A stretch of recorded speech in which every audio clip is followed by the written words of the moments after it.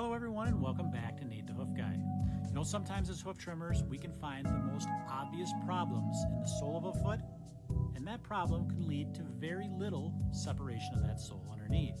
And other times we can find a minor defect in that white line that can lead to a huge area of separation. That's exactly what we've got here. Not a very big crack in this white line, but what's underneath, well, that's a different story.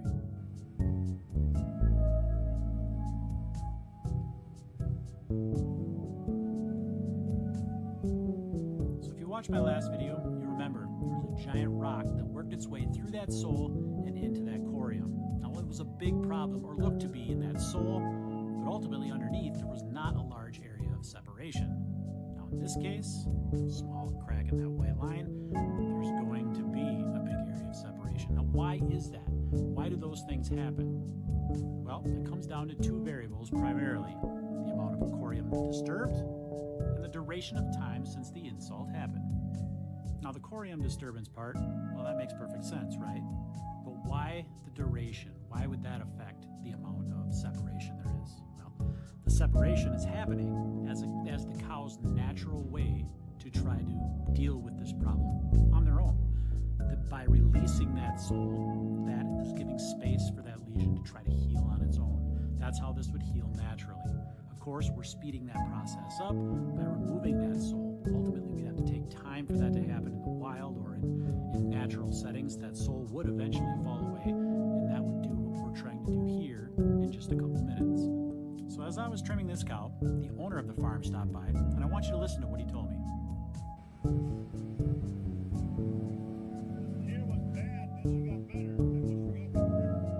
So what's the significance of that? Well, one of the comments that I see all the time is how did the farmer not catch this? Well, he did catch this, but the cow started to get better. We had a dog once, and he would inexplicably come up lame, but then in a few days he would walk it off, and the vets never did figure out what the problem was. Now in this case, the cow started to get better. Did she do something to cause that problem? Did she have a hoof problem?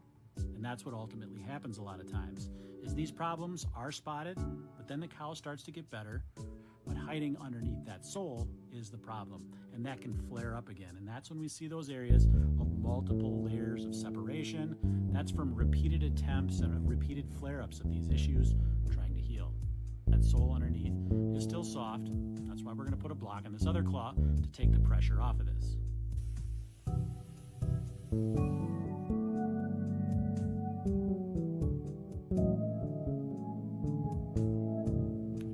Carried away with the amount of glue I put on this one, so I'm going to trim that away with my knife while it's still soft.